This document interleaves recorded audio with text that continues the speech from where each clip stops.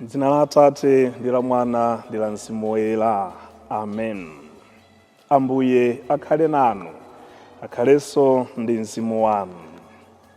Kodi alipo adakhulupirira Mulungu iwo nkumuchititsa manyazi? Kodi alipo yemwe amalimbikira maso pa Ambuye Mulungu iye nkumusiya? Tikulandireni lero pano pa tiyankhuleni Ambuye Lachiwiri pa 25 February 2025. Ndipo mwa nthawi zonse pa tsiku lelonso tifatigawane mawu a Mulungu amene akuchokera m'buku la Mphunzitsi mutu 2 ndime ya 1 mpaka 11. Amene akutiwerengera mawu oyamba ndi Sister Kate Henrico, Athalasian Sisters, kuchokera ku Our Lady of Peace Mtendere Parish mu Diocese ya Dedza. Komanso uthenga wabwino umene uchokera mu uthenga wa Mariko mutu 9 ndime ya 30 mpaka 37. Amene akutiwerengera mawu a mthenga wabwino komanso kutigawira mawu ndi Reverend Father Gift Selemani, kuchokera ku Our Lady of Peace Mtendere Parish mu Diocese ya Dedza. Ndikupempheni tikhale limodzi tsiku la lero ndi kusinkhasinkha mawuwa limodzi. Mawu oyamba. Mawu a m'buku la Mphunzitsi. Mwana wanga, ukafuna kutumikira Ambuye, ukonzekere kuyesedwa ndi masautso. Ukhale wa mtima oona, ndiponso munthu osatepeka. Usataye mtima msanga pa nthawi ya zovuta. Ukangamire Mulungu osansiya, kuti udzapeze ulemerero pa nthawi ya moyo wako. Upilire zilizonse zokugwera, ndipo umva manyazi nthawi zina. Ukhalebe opilira. Pajatu golide amamuyesa ng'anjo ya moto, ndipo Ambuye amayesa anthu ng'anjo ya zotsitsa. Ukhulupirire Ambuye, ndipo adzakuthandiza. Usataye njira yolungama, ndipo uwakhulupirire. Inu amene mumaopa Ambuye, muyembekeze chifundo chawo. Musawafulatire kuti mungagwe. Inu amene mumaopa Ambuye, muwakhulupirire, ndipo simudzalephera kulandira mphotho. Inu amene mumaopa Ambuye, mukhulupirire zinthu zabwino pa moyo wanu. Mukhulupirire chikondwerero chamuyaya ndiponso chifundo. Muganizire za mibado yakale, ndipo muone kuti kodi alipo amene adakhulupirira Ambuye, iwo namuchititsa manyazi. Kodi alipo amene adalimbikira kuopa Ambuye, iwo nkumusiya. Kodi alipo amene adapempha Ambuye kanthu, iwo osamvera. Pajatu Ambuye ngokoma mtima, ndiponso achifundo. Amakhululukira machimo, amapulumutsa anthu pa nthawi ya mavuto. Tsoka kwa ochimwa amene ali ndi mtima wapawiripawiri. Tsoka kwa amene ali ndi mtima osalimbikira ndi osakhulupirira. Chifukwa cha chimenecho sadzathandizidwa. Mawu a Ambuye. Tithokoze Mulungu. Ambuye akhale nanu, akhalenso ndi mzimu wanu. Mawu mthenga woyera mungadalembera Mariko. Ulemu kwa inu Ambuye. Pa nthawi yomweyo Yesu atachoka kumeneko pamodzi ndi ophunzira ake ankadutsa m'dziko la Galileya. Koma iye sadafune kuti anthu amdziwe, chifukwa ankaphunzitsa ophunzira ake. Ankawawuza kuti Mwana wa Munthu akudzaperekedwa kwa anthu, ndipo iwowo adzamupha. Koma atamupha, iye adzauka patapita masiku 3. Ophunzira ake sadamvetse mawu amenewa, komabe ankaopa kumufunsa. Yesu ndi ophunzira ake adafika ku Kaperenawo. Atalowa m'nyumba, iye adawafunsa kuti, kodi pa njira paja mmatsutsana zotani? Ophunzirawo adangoti chete. Ndiye kuti zimene ankatsutsana pa njirapo zinali zakuti wamkulu ndani pakati pawo. Yesu adakhala pansi nawayitana ophunzira 12 aja, ndipo adawawuza kuti ngati wina afuna kukhala wamkulu, adzisandutse wang'ono otumikira onse. Atatero adatenga mwana namkhazika pakati pawo nkumufungata, nawawuza kuti aliyense olandira bwino mwana wonga ngati uyu chifukwa cha ine, ndiye kuti akulandira bwino ine amene. Ndipo olandira ine bwino ndiye kuti akulandira bwino osati ineyo, koma Atate amene adandituma. Mthenga wa Ambuye. Ulemu kwa inu Ambuye Yesu Kristu. Tinafunsa mafunso kumayambiriro kuja amene ndi mawu ofuna kupereka chilimbikitso popitiliza kuyankhulana ndi atumiki ake a Mulungu, komanso pofuna kuthandizana ndi akhristu onse amene asankha kutsatira Ambuye Mulungu. Kodi alipo adakhulupirira Mulungu ndipo Mulunguyo nkumuchititsa manyazi? Kodi alipo yemwe adalimbikira iye Mulungu nkumusiya? Leronso tili kulandira chilimbikitso m'moyo wathu kwa atumiki onse. Apa tiyankhula akhristu eni ake, komanso atumiki ena onse, ansembe asisteri amene mmadzipereka atumikira Ambuye Mulungu. Ndiye akukamba nthawi imene imafika m'moyo wathu wa utumiki, imene ndi nthawi yowawa.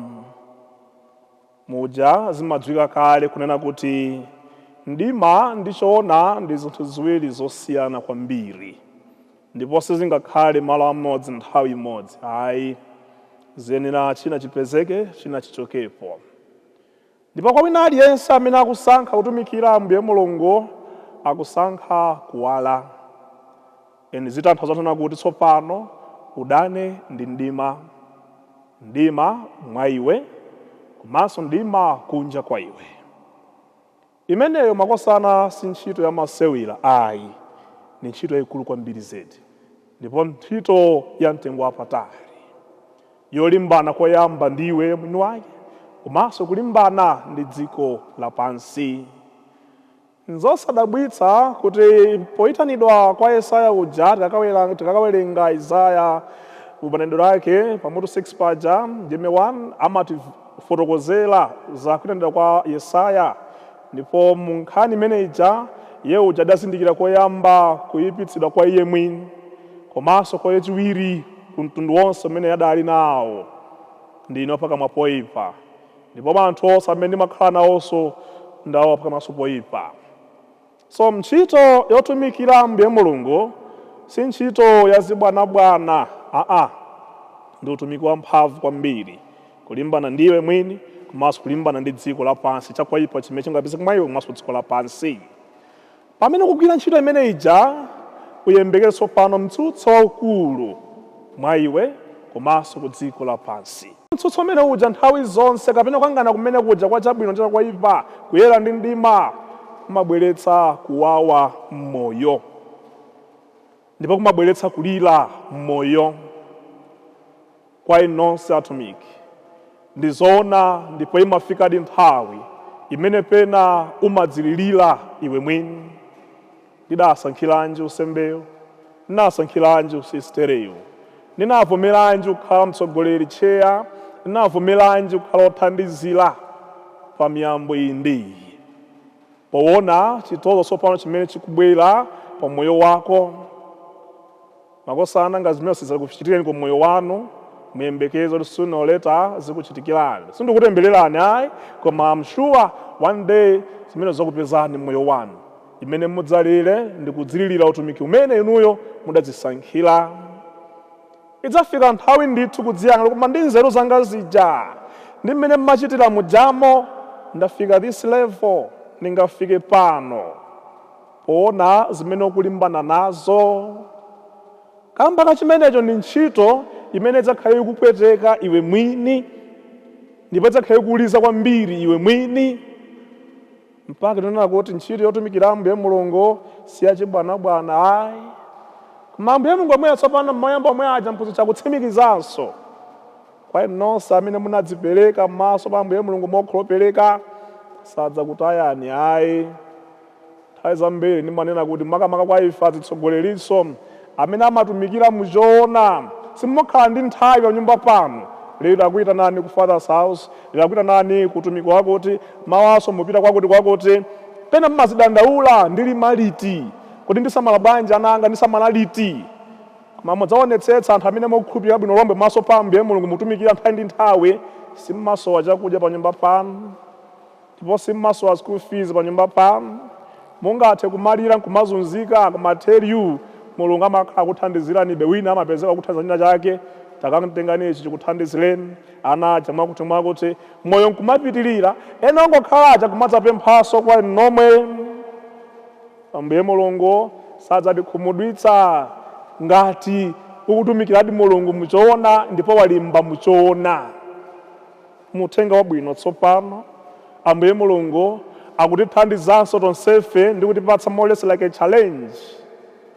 Tisamakomedwe ndi chigulugulu cha anthu, pamene anthu aja akutichemerera ndi kutiyamikira mmoyo wathu. Inokha nde ndinu adolo, inokha nde mumata, inokha nde mwakuti. Ilipo nthawi ndakunena kuti usakomedwe ndi kuyamikiridwa kumene anthu amapereka pa dziko lapansi, chifukwa ndi omwe amene mawa lino akusautse. Ndi Ambuye Mulungu aja amayenda kuti anthu ena asadziwe, koma kenaka akuyankhula ndi ophunzira ake aja amene very close kwa iye, anadziwitsa tsopano cholinga chenicheni cha iye mmoyo wake, kunena kuti inetu olo mukundichemerera mwanti, olo mundichemerera izi ndizi, olo ndigwira ntchito izi ndizi, chimene nabwerera ine pa dziko lapansi pano ndikudzapulumutsa munthu. Koma kuti iye apulumuke, mwana wa munthu adzaphedwa, akudzaperekedwa kwa anthu, ndipo iwo adzamupha. Koma atamupha iye adzauka patapita masiku 3, ndi akaperekanso response ya anthu aja ophunzira ake sadamvetse mawu amenewa. Ndimafuna ndiyankhulane kwambiri ndi ife tonse atumiki, ansembe ndi ena onse. Tiziyakumbutsa anthu athu amene amakhala very close kwa ife cholinga chathu cha utumiki wathu. Akumbutseni anthu anu kuti ndinu ansembe achimwene. Akumbutseni anthu ena onse kuti ndinu sister. Akumbutseni anthu ena onse kuti ndinu cheya. Akumbutseni anthu ena onse kuti ndinu mtsogoleri wa dziko. Akumbutseni anthu ena onse kuti ndinu MP. Musakomedwe ndi izi zomwe nkuchemererani izi, kapena makupangani feed ndi mabodza, pakuti pamawa pano ndi anthu omwe aja amaza kutembenukireni. Ndiye muona tsopano kuti pamene Yesu Khristu akulimbana ndi nkhani ya chipulumutso, ophunzira alibe nazo ntchito zimenezo, akuyamba kulimbana wamkulu ndani. Kodi tsopano boma litikatenga akale Minister of Finance ndi ndani? Be careful my brother. Tsopano pabwera bambo mfumu atsopano, that's fine. Kodi tsopano zatelemu ndeno inandipatsa pati. Izo zimene akutsutsana nazo Ambuye Mulungu. Azindikiritseni ndine wansembe, azindikiritseni ndine sister, ndipo ntchito yanga nkubweretsa chilungamo ndi kutumikira anthu muchoonadi. Azindikiritseni anthu chimene mole, pakuti enawo akutsatirani zolinga zawo zolakwika. Pamawa pano ndi omwewo akuyimbireni, pamawa pano ndi omwewo akuthaweni. Muzichenjera mu zonse zimene muli kuchita mmoyo wano. Ndi Ambuye Mulungu akutithandiza kwambiri zedi mu zonsezo. Koma petopeta tsopano pamene akanetsa okay, kwa inu nonse amene mmakhala mukulimbikira ine ndikhale wakuti, ine ndipange zakuti, ine ndipange zakote, tangogwirani ntchito yake ya Mulungu muchoonadi modzichepetsa basi. Mpaka tenga kamwana kachatsopano chonde aliyense amene afuna kukhala wamkulu pakati panu akhale ngati uyo. Siyani kumalimbana zopanda pake musembe, zopanda pake musistere, zopanda pake mdziko, zopanda pake mboma. Sizilipindulira zinthu zimenezo. Ayi, tangotumikirana Ambuye Mulungu modzichepetsa komanso mwamphamvu. Zikatero zikuyenderane. Tiyapempherera atumiki onse Ambuye Mulungu amene akudutsa muzowawa ndi mavuto, asataye mtima, ndipo Mulungu amene amamutumikira awapatse chilimbikitso ndi kuyankha zosowa za moyo wawo. Tipemphereranso akhristu ena onse kuzindikira ntchito yayikulu imene Mulungu akuchita pakati pawo ndi kukhulupirira Mulungu yekhayo. Ndiponso atsogoleri onse kuti athe kutumikira Mulungu muchoonadi ndi modzichepetsa. Amen.